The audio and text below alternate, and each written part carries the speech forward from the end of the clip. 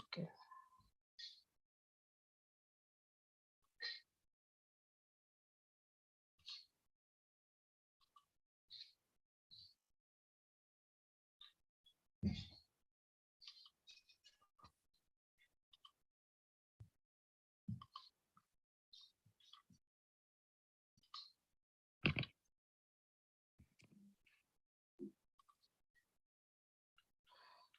So let us understand what is media ubiquity. Yeah. So we understand that the mass media and its different forms of vehicles are being used to disseminate the information, yeah, reaching the mass audience. So uh, in a matter, we understand that there are different forms of modes of communication where we try to communicate with the society. And when we are communicating with the mass media, we are using, when we are communicating with the mass audiences, we are using the mass media. Fine. So here, when we are saying mass media, we understand that what are the basics? Mass media, in a sense, the print and the electronic. So mass media easily got noticed despite their so huge role in our society. So technology distinguish mass and social media forms from other human communication.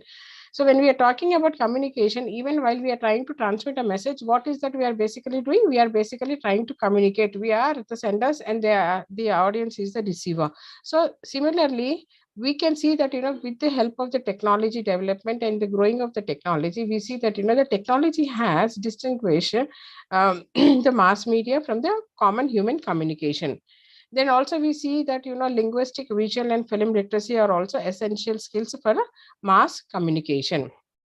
So here let us understand that media literacy begins with a factual foundation and becomes very keen with an understanding of the dynamics. Now here, why we see there's so much of mass communication being done in all this one. So we have to understand that there's so much of influence of the mass media on a human society and the dynamic nature of the mass media communication. So thus we understand that that media literacy is not only about understanding the communication but also having a critical thinking. So here the purpose lies more because the mass communication is basically trying to inform, persuade and also enlighten. At the same time, the different forms of communication that we are using, especially in reference to the social media, there is a need for us to understand about the media messages that we are consumption when we are having a consumption of it. So that is the reason why we have to understand the media literacy in the present era. Now let us understand the nature of a media. So media ubiquity. Yeah, let us throw a light on media ubiquity. What is ubiquity? That is present everywhere enormously. Yeah, so we understand that media in this ubiquitous arena is going a tremendous change. I hope everybody agrees with this one. So social media and other platforms have changed this traditional and conventional media practices. This interactive because of the technology, we see that this interactive communication enables the sharing of information very easily and in the faster mode with the individuals, group, organization. Yeah. So in this present world of digital communication, so media is very ubiquitous, that is present everywhere. Yeah. Whether we whether we acknowledge the fact or not, we are exposed ourselves to various mass communication. I hope everybody agrees with this one. So we watch in what form are we exposed? We are exposed in form of watching television, listening to radio, reading a newspaper or a magazine, or maybe involved in accessing various online platforms like YouTube, social media platforms and many more. So whether we like or not, we are somehow connected for the it could be for professional purpose, it could be for educational purpose, it could be for the entertainment purpose, but we are exposed to mass communication messages. So now that we have this social media platforms, we are also using this YouTube social media platforms for getting connected with the mass communication messages. With this, we understand that media platforms have become an integral part of our life, isn't it? So the way we are communicating now with the help of the technology is also a form of one-way communication. Yeah. So media platforms have become as integral parts of our media life. Media exposure gains it depends on the individual interest. So what is the media exposure? The media exposure, when it comes, it is one's individual interest. Our first generation might like news, we might like some entertainment, our children might like a cartoon. So it is all depending upon your personal interest that there is the media exposure is dependent on. Yeah. And also we see that it is as I told you, it is for the professional, it is for the educational, it is for the inspirational, it is for the motivational, whatever the reason. So media has until you don't have an interest of your own, we are not exposed to that particular one. So often we use multiple media platforms like phone while watching a television or listening to a radio or read a newspaper. Yeah. Or we watch the television channels. So most of them depend on various reasons. So that way we can say that media is ubiquity in nature. So that means the exposure of the media messages, irrespective of age, caste, creed, everything, we see that the media's presence in our life is there's so it has become an integral part of our life. So that way we can say that the media is ubiquitous. Now, let us understand what is that media trying to do. Yeah. So the simplest way is that when we are talking about the media, it is the news that we generally talk about. Yeah. When we do journalism, when we do communication, when we do a reporting, what are we trying to pass on? As a sender, we are trying to communicate the information or the event that has took place in the society. So we understand that there are certain elements that decide what is to be news. So here the oddity, that means the event that is something different, the news that is extraordinary, the news that is real, something never happened, the news is something amusing part you have. So there are certain factors that decide what is news.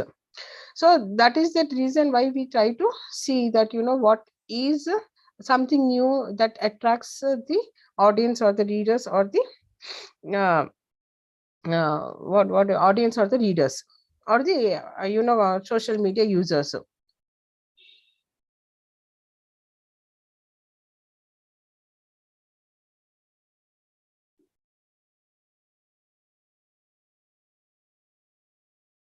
So here we also see that we need media for news and information, for entertainment, for amusement, diversion, and exchange of ideas. So that way it has a symbolic presence in our life. Now, dependence, media dependence. So when we talk about media dependence, we have to understand that the media is interdependent. Okay, in a sense that the advertisers look out for media. Yeah. And to be understood, even the television channels have to survive, and to survive that one they have to have a financial backbone. So they it is interdependence, that let it be television, radio, publishing houses, newspapers, and everything. Unless and until we don't have advertisers, the survival of media remains a very big question mark. Yeah. So that means this is the interdependence, where to survive financially, a publishing house needs readers who will pay for the book, right? Media companies with television, radio, newspapers, unless they don't deliver to an audience, their advertisers want to reach. Yeah. So advertisers will buy time and space for the media companies, if only they have a potential customers. So it is something, there are interdependent. If you are talking about electronic media, advertisement is the financial support of the electronic media. But at the same time, even in the newspapers, the advertisements remains the backbone. But at the same time, the advertisers try to tap the target audience. So the media, if they have their audience, it's so both go in hand and deliver the content, and the advertisers will reach the target audience, and the media will have their own audience. So that way it is interdependent. Now, let us move to mediated communications. What do you mean by mediated communications? Yeah. So, see, communication is something where we understand there are four types of communication, which in intrapersonal, interpersonal, yeah, then group communication, then mass communication. So here we see that in our daily life we have face-to-face situations, we talk one-to-one. Yeah, basically life is based on an interpersonal communication, right?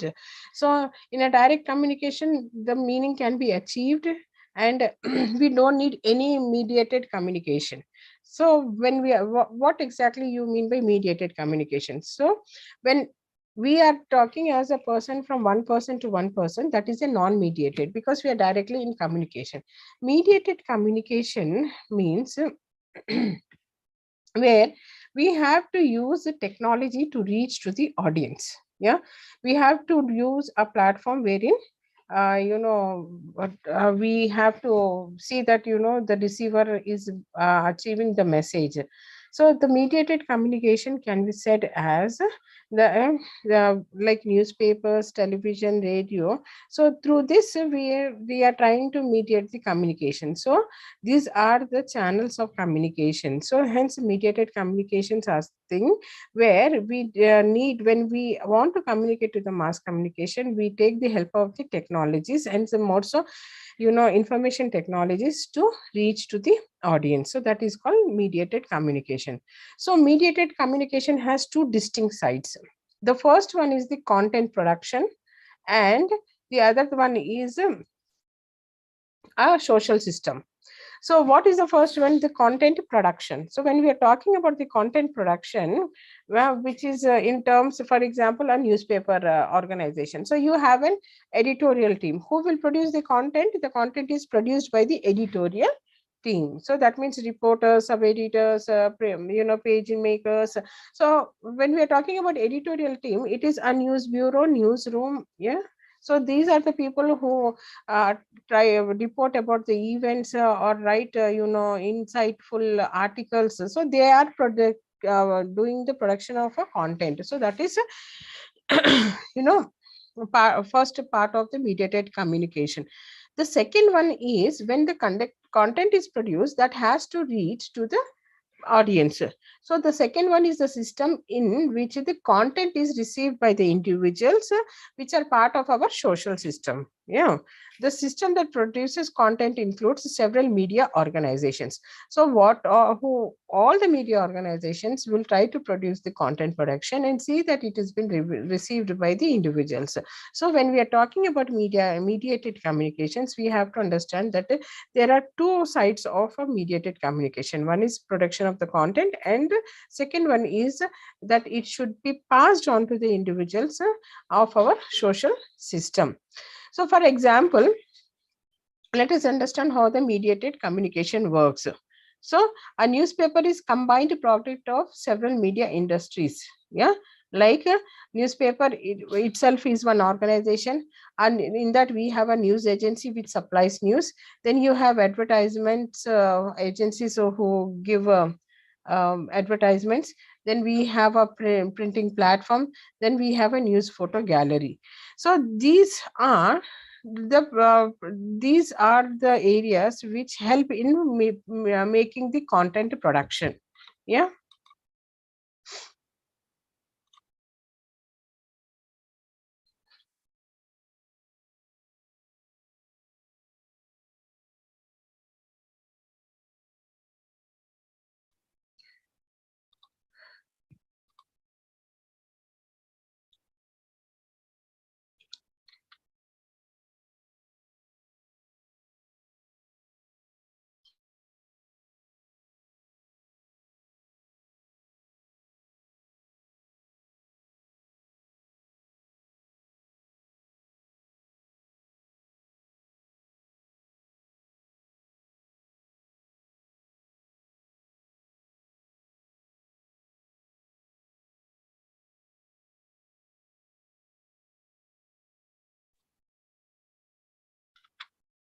Sorry, yeah, there was some technical problem. So here the reader does not automatically accommodate to all the contents. He has preferences and choices. Yeah, and there are certain characteristics or certain criteria which decide that what the reader would like. So it can also be the demographic background, or the usage or the content usefulness to the reader, or his membership as a social group. So mediated communication rests on a content production system and a content reception system. So we understand that when the media is trying to send the messages, there is a content production, but at the same time, even content reception is also a part of a mediated communication. Then so here we say, see, we also understand that the content is mediated. The content in mediated communication is created by media institutions influenced by other institutions. Similarly, the person who created the editorial staff have little power over the interpretation of messages by the reader or the receiver. When a news report is published in a newspaper, the content may be same for any reader, but the meaning derived from the content may differ from individual to individual depending on his social, religious, and political background. That means when we are talking about the content reception system, we have to also take into consideration that what all we have produced, it might not be consumed by the reader, but there is an influence in selecting the messages in terms depending upon their background, like social, religious, and political background. This means in mediated communication, an organization produces content but has no power to regulate or guide the interpretation of the content, isn't it? You take a newspaper, so you generally you might read the editorials, or you might read the pullouts. So it all depends that what is your consumption according to your individual interest, and you might only like to read the front page depending upon your nature of understanding the news and interpretation of the news. So that is how that is one of the characteristics. Now the other characteristics of mediated content communication is the distance that separates itself from the receiver. Though we see that the content is created with a predetermined assumption that the receiver, when we are creating, definitely we understand that the receiver is using and they have their own preferences. Anyhow, we see that the feedback which is necessary to revise or reform assumption regarding consumer preferences is not immediate or direct. Yeah. We understand that process of communication in mass communication where the feedback is not immediate and direct. The letters to the editor are some indication of receiver satisfaction. Yeah. So in newspaper, what it is? In newspaper, it is the letters to the editor where we try to talk about the items and the news items that have been published. But though it is not direct, but still we have some way wherein we can interact with regarding the news items with the editor, right? Leadership or audience research is again a mediated activity. Here we don't have face-to-face interaction also. Yeah. So when we have a face-to-face interaction, then there is a meaning in sharing the information directly. But whereas in this mediated communication, we don't have a face-to-face interaction. There is no mechanism by which an audience can accomplish a shared understanding with the producers of the content on an individual level. Yeah. So generally, if you take the example of the YouTubers, they are making their own content, but how do we understand that what is we have our shared interest, so we are not able to communicate. So here in this mediated communication, we see that we lack we lack how to react or show our ideas related to the content at an individual level.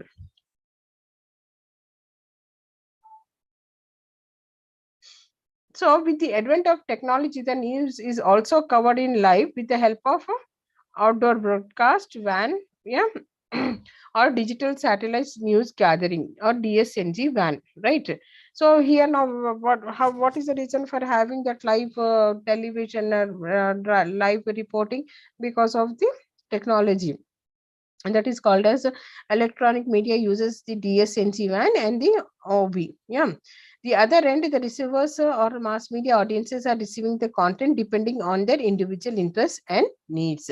Individuals also use different types of media depending on their motivation, communication purpose, institutional factors, and situational factors. So we just can't fix our thought that the communication can is only the mediated communication or something, but the choice can also depend on the factors of their motivation, communication purpose, institutional factors, and situational factors. People are also inclined to use a particular medium of communication if others associated with them use that medium. Yeah, there is an influence. Okay, if they are using this one, so we will definitely use. See, that is how people, the user is data is growing with the Facebook, because my friend is using, so I will also use. That is the need of the hour. So we see that there is an impact of the medium usage if others are also associated. The 5 communication purpose are, but then we have to understand what is the purpose of the communication. Here we understand that the 5 communication purpose are coordination, knowledge sharing, information gathering, relationship development, and conflict resolution. So when we do communication, basically we do communication to coordinate any program or event, or to share the knowledge about the event, or to gather the information about anything about the item or the event that has happened, or to maintain a relationship development, or to conflict resolution. So, in institutional factors include the physical structure of work units, social structures and incentives, and situational factors include task characteristics, message content, and urgency. Yeah, at workplaces, a face-to-face communication is form of communication. Yeah, because we are directly, that is a interpersonal communication. When we are at a workplace, we try to communicate. Very often we use face-to-face communication than the mediated communication. But there are different other communication forms, such as emails and phone calls are also used for simple and complex communication purpose. So at a workplace, you will have one-to-one, but at the same time, when it is coming to the organizational, communication, you will have emails and phone calls also, where you will try to communicate. So it is not only face-to-face, but we can also see that technology is also used, like emails or phone calls are also made to talk to the person. So sending more of information through computer media has become the decent trend, right? The best example is WhatsApp. A person sitting next to you, also you try to WhatsApp. So what do we see the trend? We see the trend that sending of more information with the help of this computer media has become the order of the day. So here with the video calls, you will have face-to-face communication also. So we can see that there is so much of sea change in the form of communication, though we are working in the same organization, though we have a face-to-face communication also, there is more impact of a technology driven communication. Mass communication or mediated communication is described as preferable form of communication for many to disseminate information on a large scale. So why there is significance of mass communication? Because we understand that it is a preferable form of communication to disseminate information on a large scale. That is why it is called as a mass communication, because we are catering to the mass audience. However, we see that with the growth of the technology, we now see that this mass communication is also done by the new platform called as social media. So now social media is the happening thing. Yeah, it is being used to communicate, and it doesn't it is also trying to cater to the larger audience. So right now the trend is of the social media. So this has been widely used for the purpose of communication, and through social media we are trying to communicate in form of text, visuals, and video. Yeah. Unlike mass communication, social media are accessible to almost everybody. There is no need of costly printing presses or broadcast equipment. Yeah, what do we require? Only a phone with an app. So with the help of an internet-enabled computer, smartphones, tabs, one can send information across the globe. Through mobile technologies, and interactive communication between the individuals is possible. Yeah, the interactive exchange of user generated content led to the term social media, right? So the messages what we are sending are basically an interactive exchange of user generated content. So what are the examples of the social media that we often use is Facebook, Twitter, YouTube, a few to talk about. So social media is capable to reach the target groups, individual audiences dispersed throughout the global. So it doesn't have a barrier of physical location or geographical location. It can deliver it anywhere throughout the globe. It requires only skills to produce messages or communicate and have access to internet, the enable platforms to reach the audience with the targeted message which can be consumed by the global audience. So what it requires is basically the skills that are skills of producing the message with the help of using the internet enabled platforms. So that is like platforms like Facebook, Twitter, and all those things, and messages that are targeted and can be consumed not only by the targeted but across the globe. Yeah, there should be a global acceptance. Then the communication through social media. What exactly happens through what communication takes place through social media? So revolutionary, as we see that that mass communication and human communication, and now it was first human communication, then it was mass communication, now it is social media communication. So like mass communication, social media is also mediated communication because it takes the help of internet technologies to reach to the people. So with the advent of internet, we are able to also reach to the people, and we also understand that the social media are internet based. Through mobile technologies, they turn communication into interactive dialogue. Yeah, so the interactive exchange of user generated content led to social media. So as we have discussed, what are the examples of social media? Facebook, now which is Meta, Twitter, YouTube, all are relatively inexpensive to individuals to publish or find information and to exchange information, right? And which is in contrast or exactly opposite to the traditional and the media, right?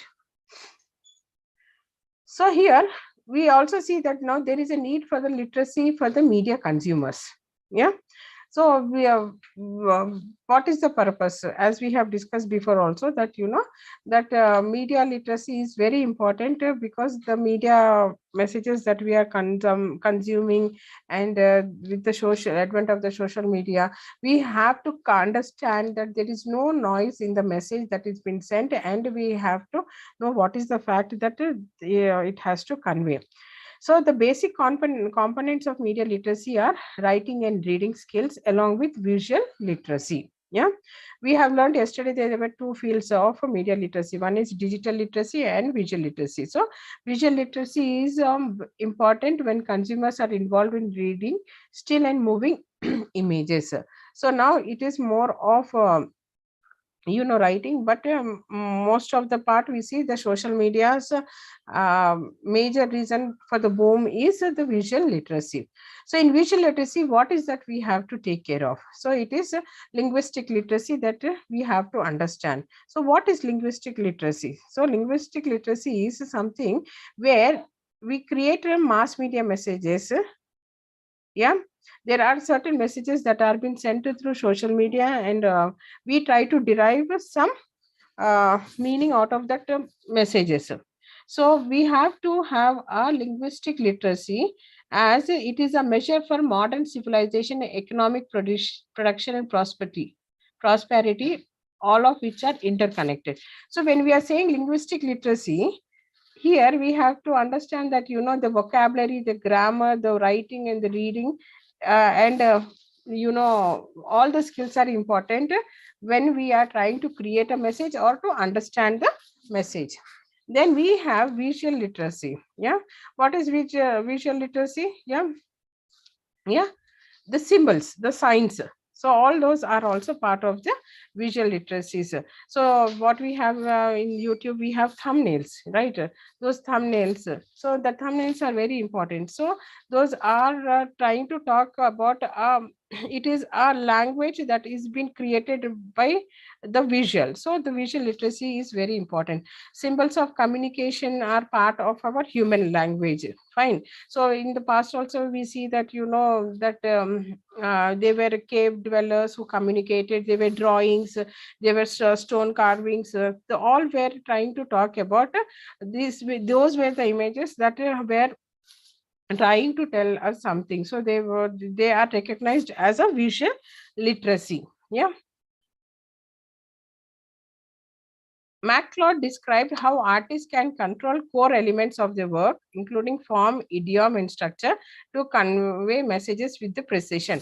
So yesterday also we have discussed that visual literacy in form of visual literacy. Let us take a basic example of a comic where the artist is trying to control the character and trying to convey the message with the position. So, and with the position they are conveying a messages in a precise manner. So that way we understand that the visual literacy is also very important in today's world. Now film, the other one what we see is also we have film literacy.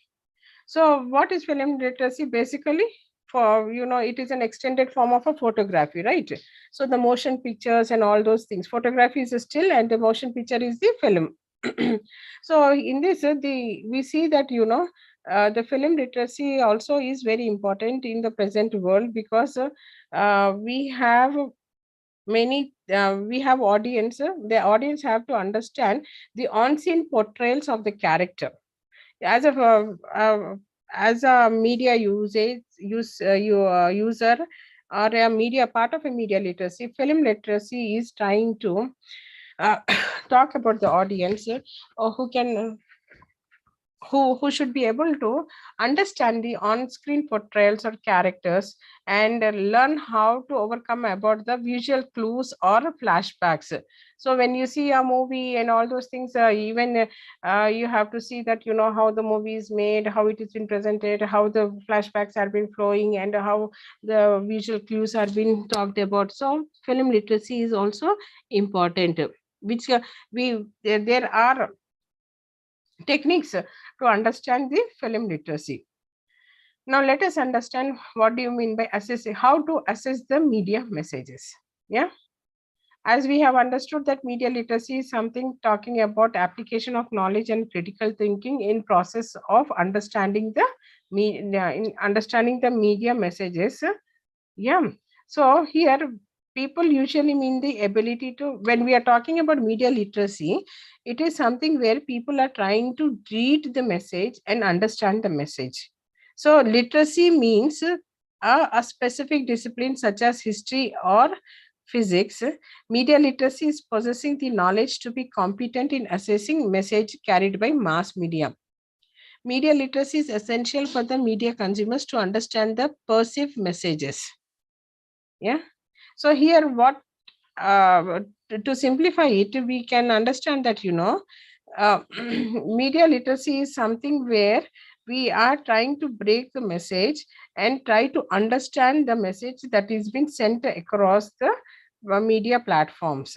So for that one, we have to also have, in order to avoid the confusion, we need to have a conventional wisdom. The basic thing is we need to have a conventional wisdom. Most of our media exposure is invisible or at least unnoticed. Yeah. So there are fundamentals for media literacy. What are the fundamentals for the media literacy? First one is that there should be some formation of a message. Yeah, there should be some formation of a message in the sense that there should be an ability to see the difference between a one-to-one message and a mass message. Yeah. you have, as part of the media literacy, you have to see that the message that is being sent on the message social media, whether it is a mass related message, or it is for the mass audience, or it is one-to-one message. So then the next one is message versus messenger. The other fundamental for media literacy is message versus the messenger. The news reporter would be telling a story or explaining any event or criticizing a movie director, uh, and make it according to his understanding, an unpleasant movie also, while they write the film critics and all those things. So here we see that the media literacy requires distinguishing between message and messengers. A writer who deals with the drug culture is neither an advocate nor necessarily a rapper who conjures up clever rhymes for myth. So here, when we say there's a message, so the person who is writing here is trying to convey the message in his own understanding. So when we are talking about a media literacy, you should have an understanding that media literacy, fundamental to understand the media literacy is that whether it is a message or been it is a messengered message, and fixing the information according to one's opinion. Then we have motivation awareness. Yeah. So we should see that media literacy is a fundamental point is also whether it is having a motivational awareness or not. So we have to understand, is a message intended to convey information or convince an audience to change the buying behavior? For example, we have to see whether what it is motivational. Now we see so many motivational videos coming. So what is the message trying to intend? It is trying to have an influence, have a positive. So when we sorry, when we talk about message in terms of advertising, we have to understand, is the message intended to convey just an information or an influence on an audience to change his buying behavior? So it is very important to know that what exactly the message is trying to do. Then we have media limitations. Yeah. So media limitations, like every media has its own limitation. So like a newspaper shelf life is 24 hours. If we talk about books, so the books are only been catered to the literate people. So if as an advertiser, then what about the people who don't take books? So that way there are certain limitations also based. So here, based on its effectiveness in conveying the message, the messenger chooses different mediums to reach the different targets. So here, the advertiser, who is the messenger here, will use the different ways to reach the target. Then we have, there are so many media myths that it's something where it will try to pollute one's intelligence, or disturb one's dialogue, and it might not give a proper information about any incident, or the media will have a bad impact on the society. Like for example, a media is creating violence, because of the media there is a cultural there is an influence of other cultures on one's culture. So there are other things where there is a myth related to the media. So we have to see that the fact has to come out, and the fact can only come out with the help of the myth, can be overtaken only with the conventional wisdom. So now here, what are the spheres of media literacy? So media literacy can take many forms. So people who craft media message, for example, need technical competence. So the competence should be of more of technical advancement. It should be of skills that are related to the technical usage. So there are we also have to have an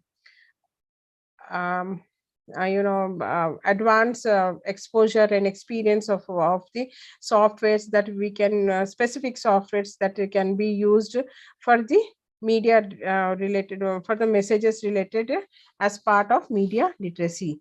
These are the skills that a media consumer doesn't have. In fact, more visible Invisible are the technical details of media productions. So to make it more effective, we need to have a technical orientation, technical skills, so that we can craft the media messages and reach to the people in a targeted manner. Yeah. And they should also appreciate our media messages and should make a sense out of it. Fine. Now here, the next is purposeful mass communication. Purposeful mass communication. So we understand that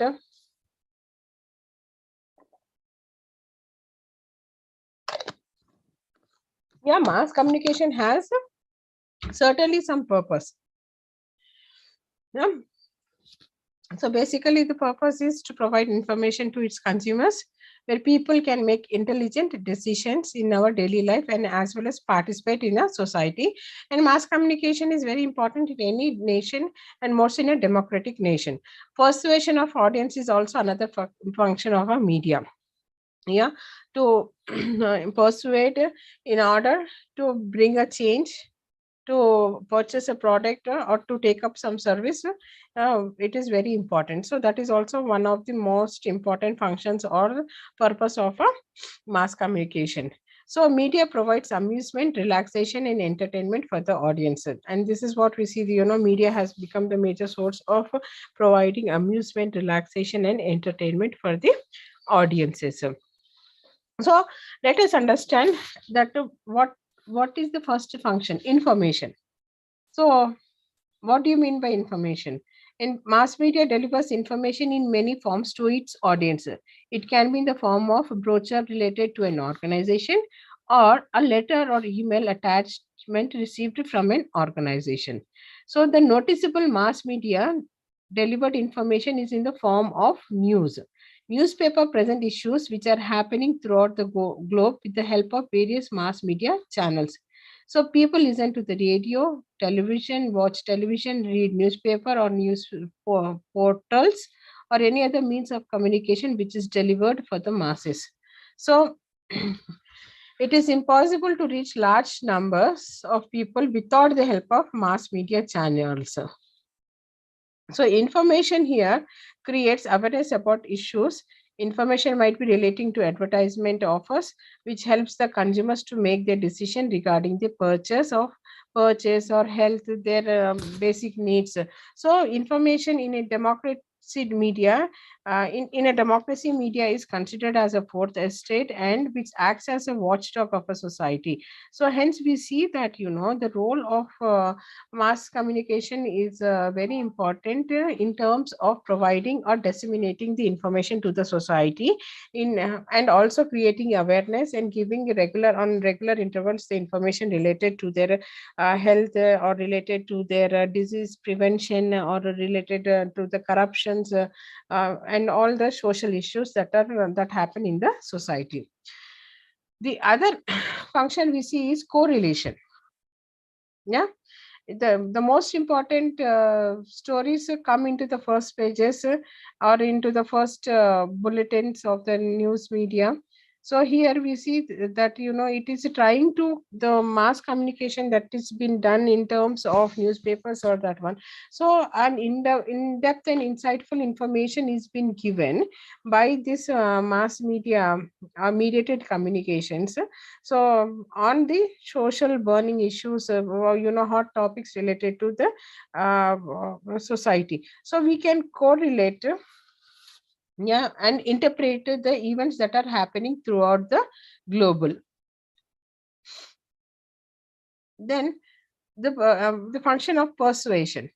The most obvious persuasion that mass media carries is through advertisements, right? So advertisement influence people in such a way that they are persuaded to buy or to change their behavioral patterns of purchasing. So people look to ads to decide among competing products and services offered by different companies and organizations. It is used to build a brand image, corporate image, and etc. among the consumers to increase its sale. Yeah. Then transmission of culture. Yeah, we see that mass communication is also a medium of transmission of culture. Several and Turcot say that mass media function is to communicate information, values, and norms from one generation to another, or from the members of a society to the newcomers. So, according to the communication scholars, Turcot and Severn, you mass media function is to communicate information, values, and norms from one generation to the other, or from the members of a society to the newcomers. They also pointed out that because of the mass media, we tend more and more to speak the same way, yeah, dress the same way, think the same way, and act and react the same way. They have pointed out that because of the mass media, we see that the dressing sense, the speaking sense, the thinking sense remains this in a similar pattern. Yeah, socialization is one of the aspects where individuals come to adopt the behavior and values of a group through media exposure. Because of the media exposure, we see that there is a socialization where we come as one individual, we come as an individual and adopt the values of a group. The other function is entertainment. Yeah, we remember that we know that in the present era the mass media some major function is entertainment. We have television that cater to the serials, we have radios that cater to the music, yeah, we have YouTube channels that talk about the music, or of our own interest, that caters or amuses, that gives an amusement. So but we see that before mass media came to existence, people created their own diversion, entertainment, and amusement.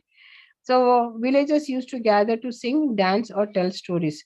Musicians used to perform, and also traditional forms of media were the sources of entertainment.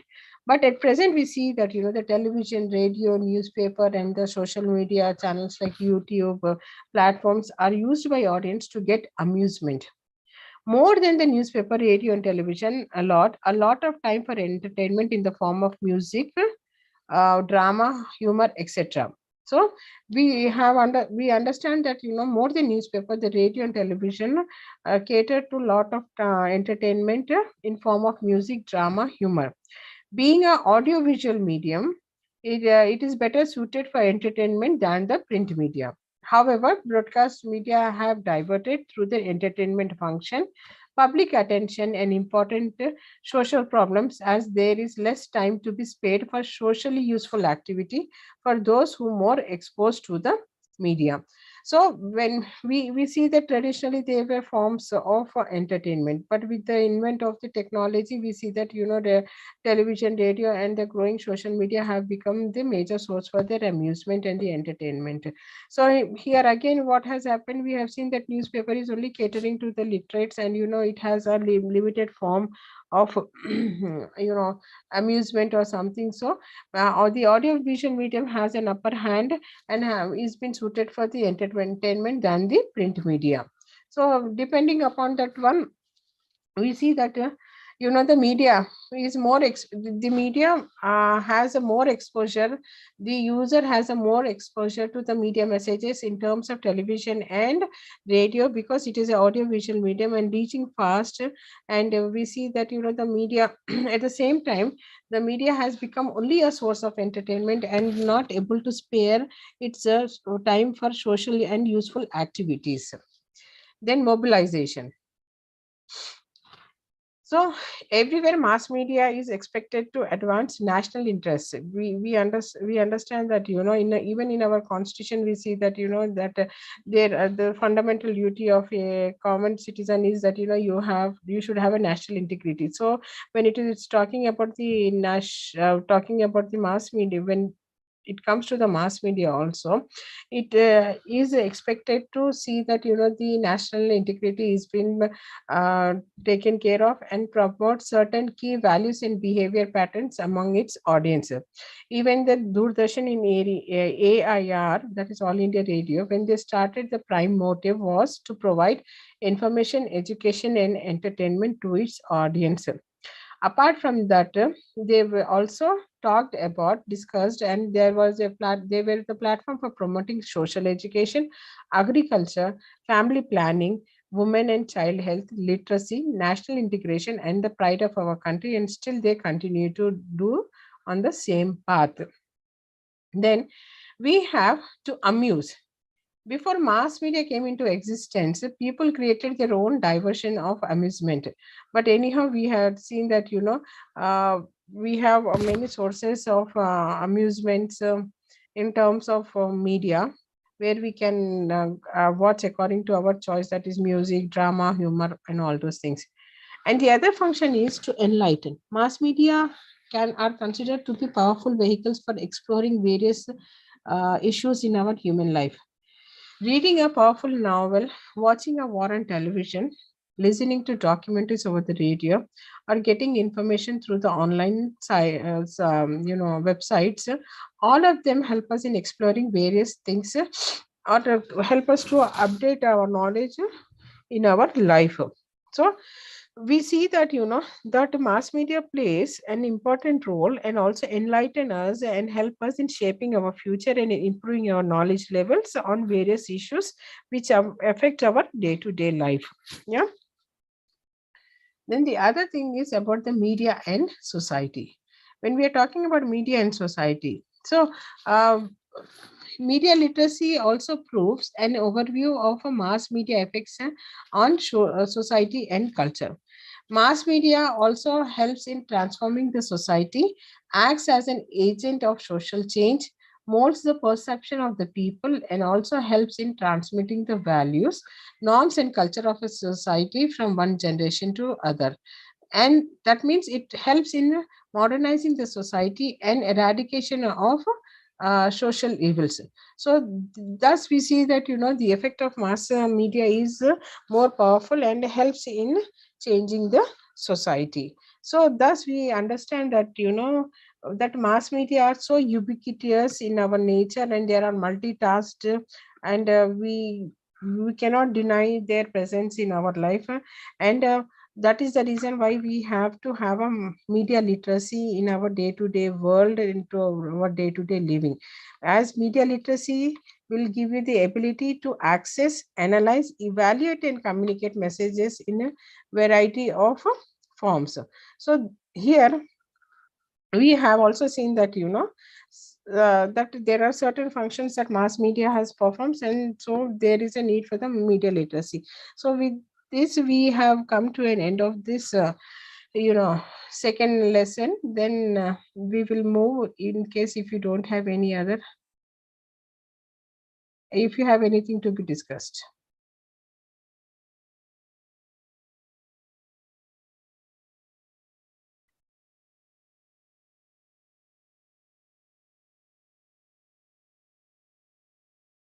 So let us talk about types of effects in media literacy.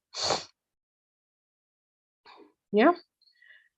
So we will try to understand that what is, let us understand the media literacy on interactive platforms, examine the types of effects like cognitive, belief, and emotional, discuss the factors influencing media effects, and let us analyze the controlling the media effects process.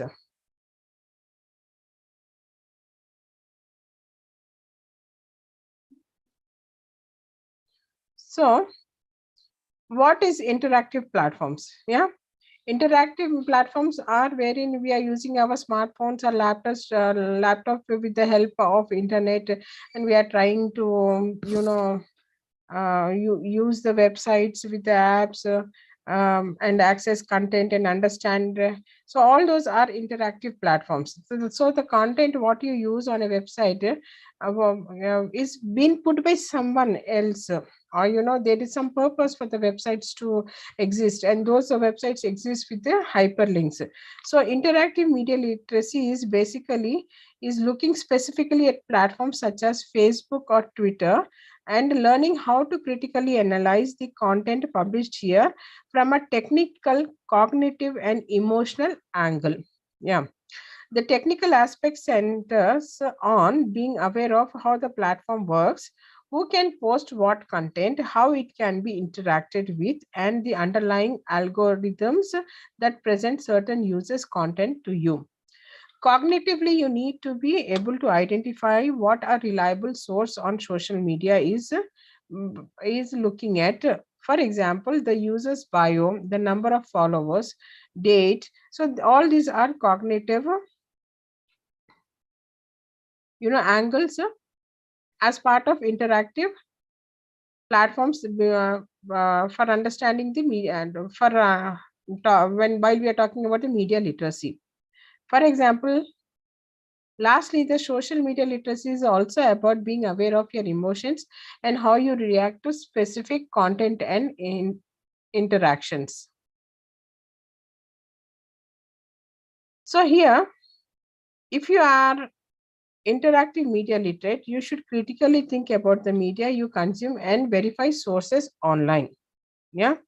So here it is the responsibility while sharing of media online and thinking through the consequences how certain media can affect our society. So here before we talk about how the message is created, for whom the message is created, there are certain questions where we need to analyze in terms of interactive media post. First one is, as part of the media literacy, you have to understand who made this post. There is always a creator of content online. So in some cases, it is not the individual whose account is, but rather an organization or company. Yeah. So it is not only an individual that creates a message, but it is also in an organization or a company that can also create a message. Then the second question to be understood is that why has it attracted my attention? Yeah. Is the creator using specific techniques? Are they working on my emotions or responding to my conscious fears or biases? So what is that? The same thing, if it is reported by others, cannot maybe ruled out, might not attract you, but some interactive platforms see that it gets it, you they grab your attention. So why it has attracted you has to be understood as part of your media literacy. Then the third one is, how am I interpreting the message in this post? Will other people understand it in the same way, or can different people see different messages in this content? Yeah. And the fourth one is, what values are foregrounded in the post? What lifestyle is portrayed? What is not represented? So, and the fifth one is, why was the post made? What is its purpose and who is it serving? So, all these are the questions where when you consume the messages, all these things have to be looked and to be understood. You will also question the reason behind the social media post, before you share it, you have to give a thought whether it has to be shared or not. A society that is internet literate is a society that works better with less chance of being swayed by populist arguments or emotions. So we have to see that it is not an populist argument or emotional driven, but it is something where it should work for a betterment of the society. Then the media literacy sector encompasses a broad range of organizations that includes online platforms, civil society organizations, news organizations, academia, public services, regulators, and government. So each stakeholder group plays a distinctive role with the sector that we want to encourage and support. We also see that there is an increased coordination of the sector to bring together different stakeholder groups to collaborate and tackle key challenges. So when we are saying media literacy, it is not only related to the social media or something, but yes, there are different sectors, like we have online platforms, civil society organizations who are part of the social media, new organizations, academia, etc., where they are part of the social media messages. There are some user groups with particular media literacy requirements that need to be met and challenges that need to overcome to have a safer online experience. Users who are vulnerable to disproportionate abuses, these users need to be supported and upskilled in the areas of media literacy that can protect them online. Yeah, vulnerable users, in a sense, users who are already vulnerable to certain harms online need to strengthen their media literacy skills. And the inability to critically evaluate information is also one major issue as part of the media literacy. Here the media literacy should see that the 40% of users don't have the skills to critically assess online content, and then there is a need to be uh, you know uh, um, have a better skill, so that the inability to critically evaluate information has to be solved. Then online application of media literacy. Yeah. All user groups struggle to apply media literacy knowledge and skills to the online environment need to be supported. Now, let us move to misinformation and disinformation. Yeah. Information literacy is a subset of media literacy that supports user critical thinking skills and understanding of the journalistic process. This is one of the key tools that governments have to tackle as part of the misinformation and disinformation. Research, however, has found that UK users lack the critical thinking skills required to spot online falsehood. The need to upskill users with information literacy has become more increasingly evident as the COVID-19 has shown a light on the real world harm online misinformation and disinformation.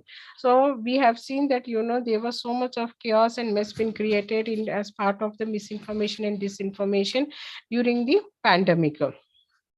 The pandemic saw a spike in dangerous online falsehoods from the circulation of narratives promoting false and dangerous curative measures to incitement to vandalize phone mass. So there was because there is always a possibility of misinformation and disinformation. Therefore, the media literacy should see that we build the critical thinking skills among the people and as part of our journalistic process also. Information literacy. So what does information literacy covers? So information literacy covers the skills and knowledge users specifically needed to consume content online. Uh, uh, uh, the information literacy covers the following. What are those? One is it is a critical thinking, understanding news, understanding the value of journalism, understanding how the online environment operates, and awareness that not everything they encounter in the online environment is true or reflective. So basically it is something identifying the misinformation and disinformation. So as part of information literacy, we have to see that we have to keep the core values of journalism by also having a critical thinking and understanding the news that flows as part of the media messages. So let us understand what are the different types of effects. Yeah.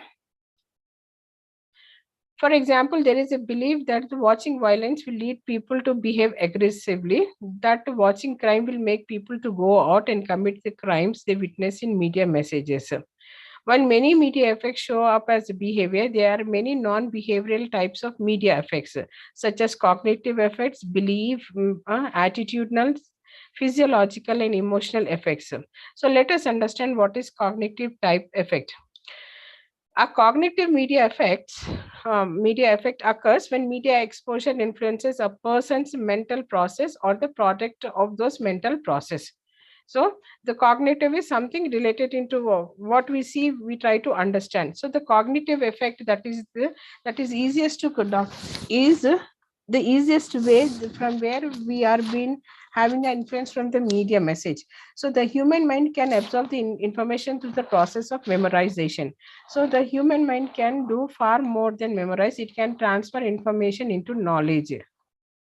So the cognitive effect is the easiest thing where we can have a factual information, and we can see that if the information like media messages, particularly from the books or newspapers or televisions or informational websites, we can take and understand the message and not only memorize it but transform the information into a knowledge. Then belief type effect. The other effect of media messages is a belief type effects. A belief is faith that something is real or true. For example, most humans have beliefs about the meaning of life, how we should treat one another, what happens when we die, and the existence of a supreme deity. So the media influence our beliefs both immediately and over the long term. As for an immediate belief type effect, the media continually shows us public figures who exhibit a particular belief. We often accept those beliefs and make them our own. Yeah, what we try to see, we try to believe. So the media also presents us with fictional stories in using some characters exhibiting some particular belief. So we acquire beliefs from fictional characters as well as from the real people. However, we try to construct our beliefs over a period of time. So we continue to observe them, and we to get exposed to those particular people in terms of messages, and we keenly observe them, how the real people and the fictional characters exhibit their beliefs through actions. So that is a belief type effect. The third one is attitudinal type effects. So attitudes are what? Attitudes are evaluated judgments about things. We compare the things to our own standard. Yeah. If the things meet our standard, we judge it to be okay. If it exceeds our standards, we judge it to be good, excellent. Yeah. If it fails to meet our standard, we judge it to the bad, very bad, terrible.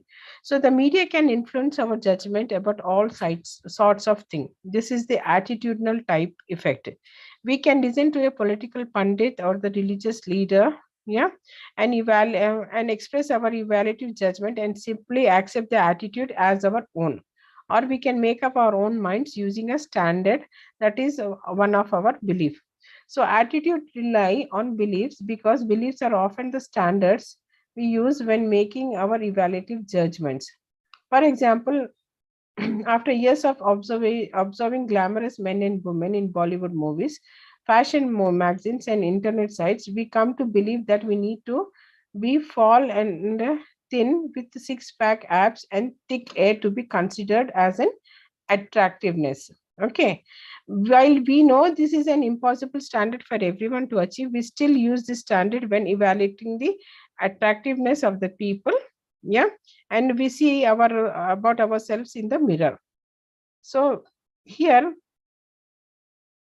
we see that the attitude are evaluative judgments that we understand through the media messages that we come across.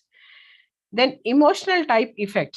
The media exerts an emotional type effect by making us feel things. They can trigger strong emotions such as fear and rage. They can also evoke weaker emotions such as sadness and boredom. Emotional reactions are related to physiological changes.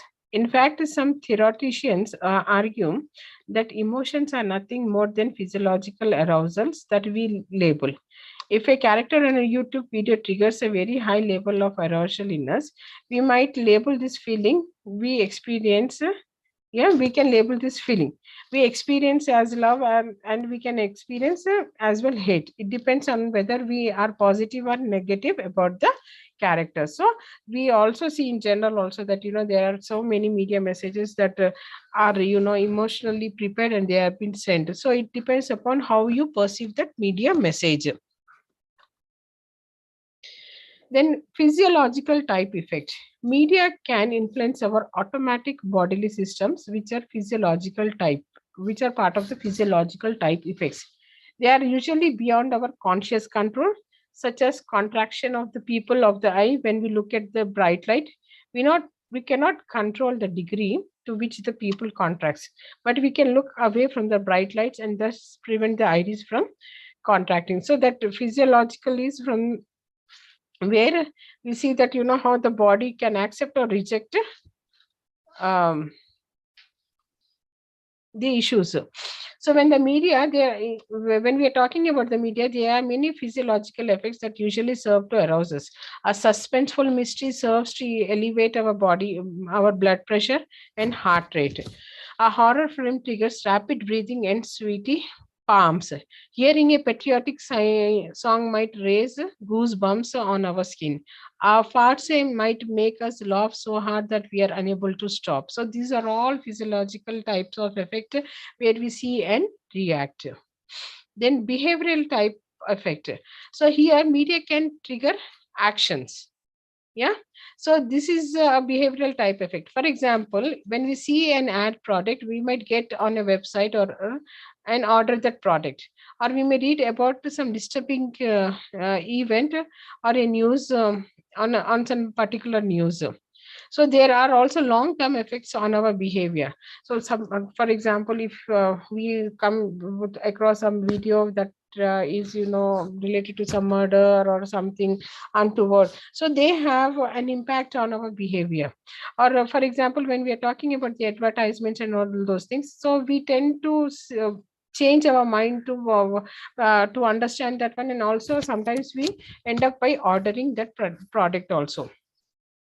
Initially, you might have visited lots of sites for a few minutes, but over time you develop a pattern of going to few favorite sites and spending more and more time on particular sites.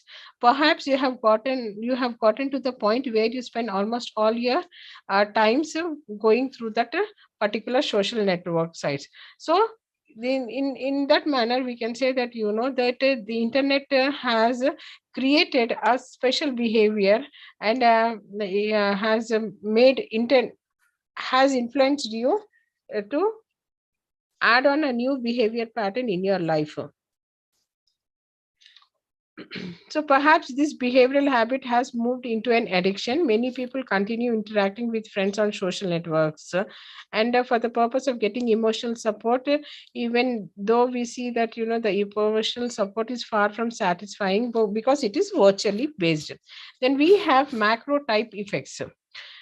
So macro type, the 6 types of effects presented all above effects on individuals. The media also exerts their influence on large units such as organizations, institutions, and society. So some institutions such as politics have fundamentally changed due to the direct influence of media, especially television and now the internet. So other institutions such as the family, society, and religion have changed because of many different social pressures, and media have served to heighten this pressure. The media have the potential to bring the family together to share a common communication.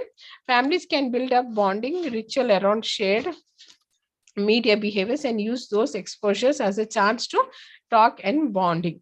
For example, if you see in 1990s, many households had only one television, and viewing that television was a common family activity. However, few families now use television and other media in this way. Family members rarely share viewing time. Instead, family members are likely to watch very different shows at different times on different platforms because of the technology development and the devices developed by the technology, and the content differ from each family members because of their fragmentation and their own area of interest.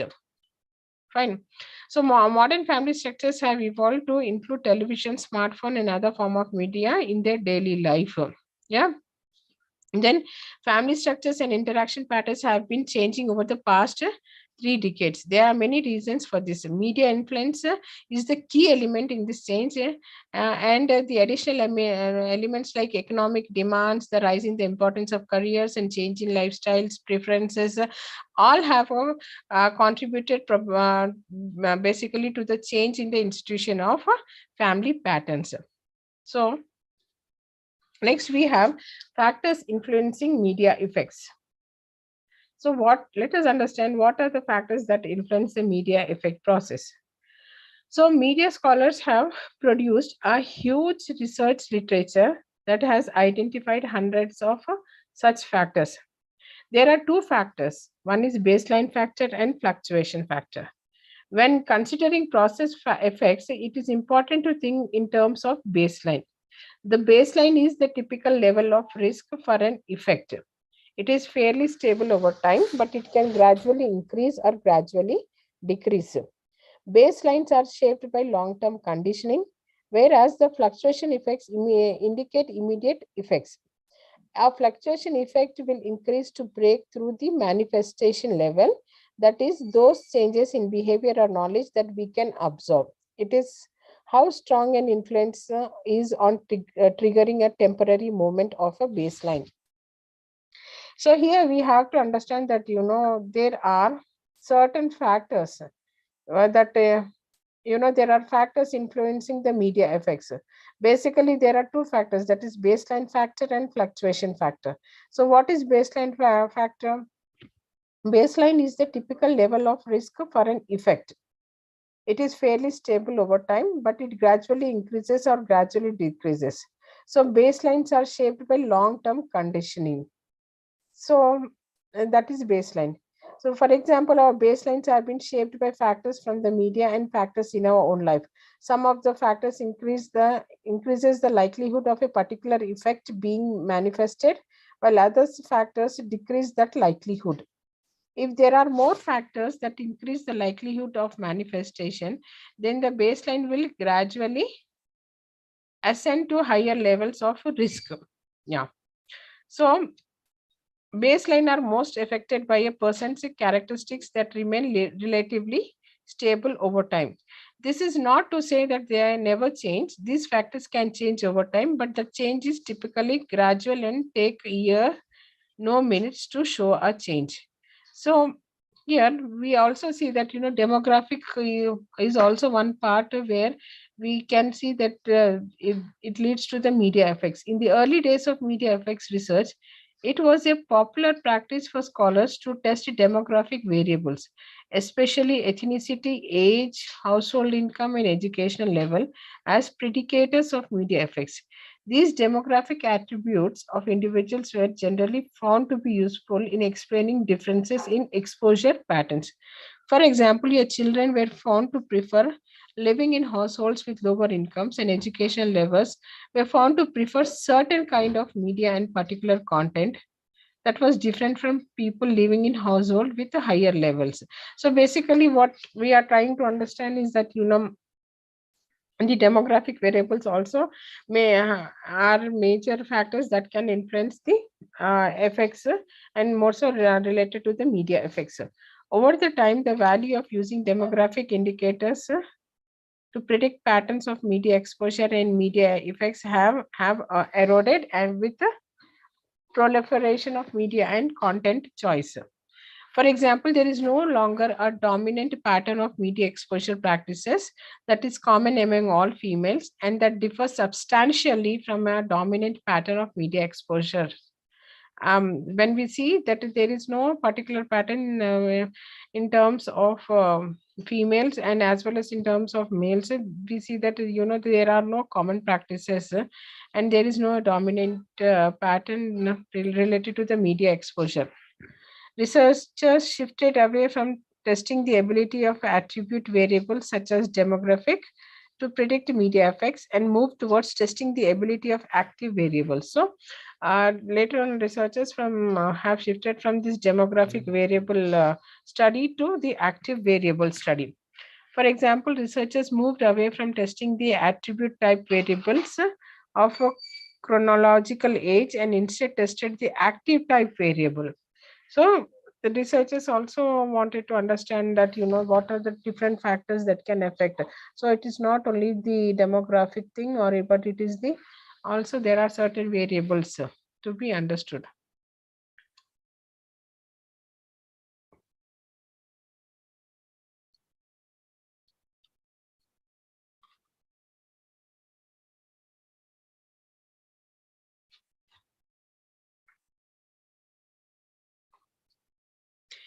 Then we have developmental maturities. Yeah.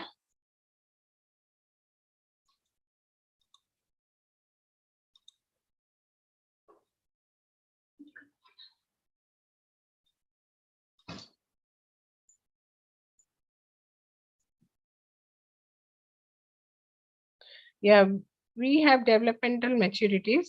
So as a human being, we have cognitively and emotionally and morally. As we keep growing, we mature our cognitive intuitions, emotional intuitions, and moral institutions.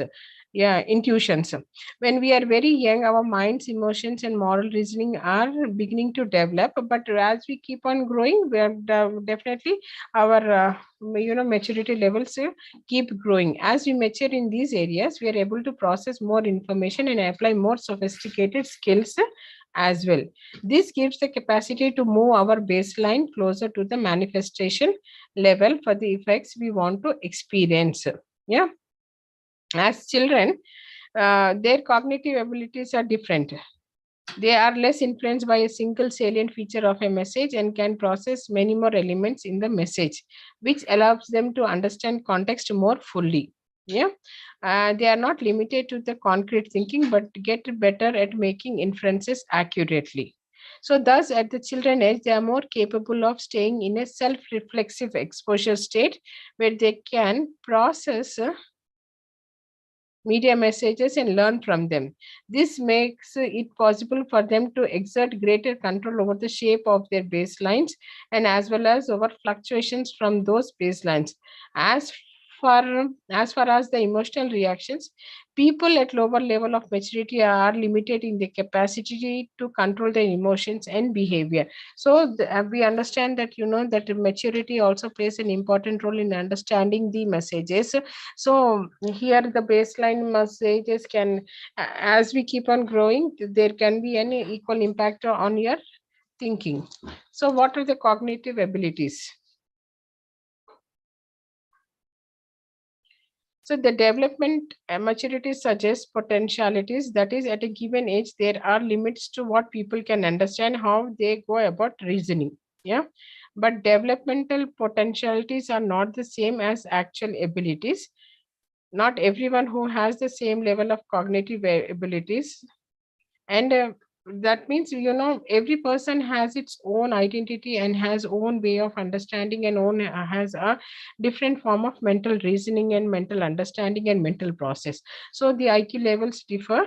So that is how we see that the cognitive abilities as IQs and IQ levels in each person whose consumption of media messages will differ. The abilities would be totally different. Where and now let us talk about the personal locus. Yeah, personal locus is the combination of individual goals and drives for media exposure. This may be the most important factor influencing a person's baseline because it interacts so strongly with the other baseline factors. Further, it determines the seventh factor, which is person's media exposure habits. When a personal locus is strong, the person has the drive and energy to make the most of their maturity, skills, knowledge, structure, sociological factors, and lifestyle.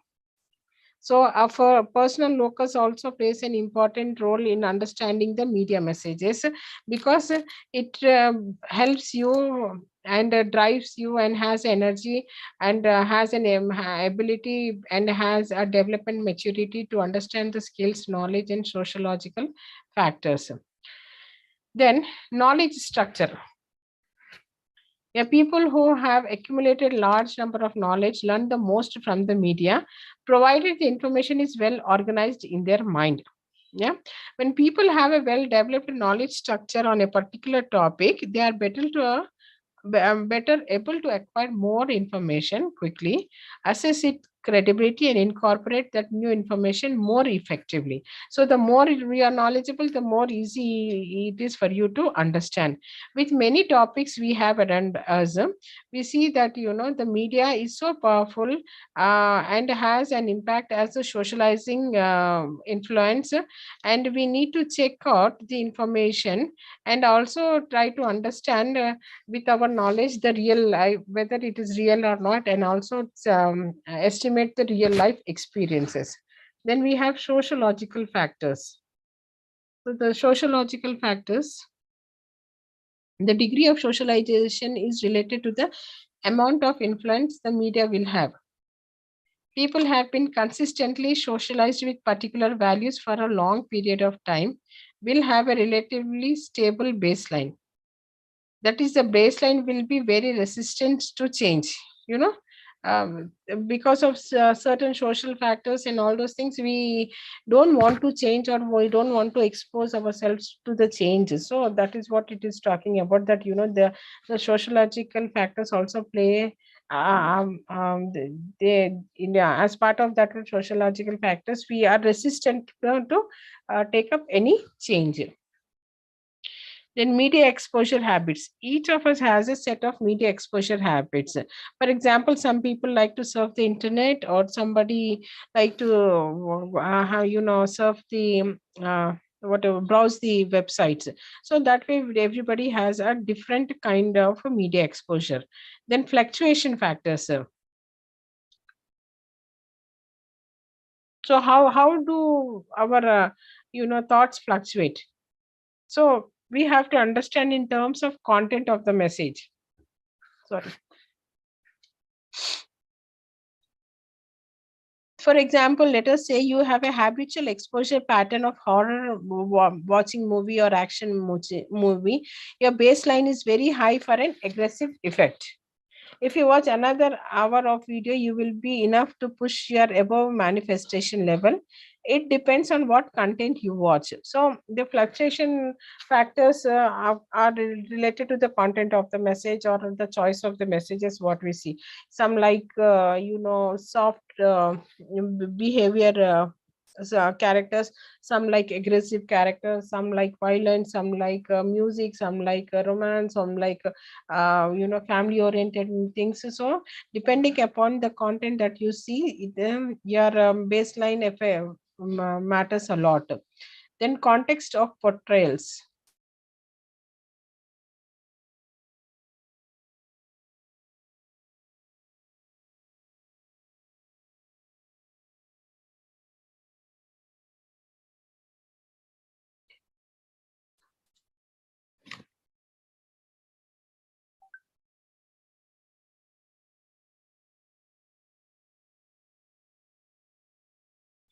The meaning of messages arises from the way they are portrayed. Yeah, the context in which they are portrayed especially matters to us. When these characters in the story are portrayed as highly attractive, their actions are being justified, then they are rewarded for this action, then the audience will likely identify those attractive characters, talk about the experience and the actions from their own point of view. So the context of portrayal also plays an important. This is why they say that that media generates or media could be a reason for increase of violence. So media leads to some kind of a violence. So the hero's character is one portrayal, and the villain character is one portrayal. Yeah. So here we see that the good guys violent acts are almost always portrayed and being justified and rarely punished, where the bad guys are always punishable. Then cognitive complexity of content. Then we have motivations, then we have states,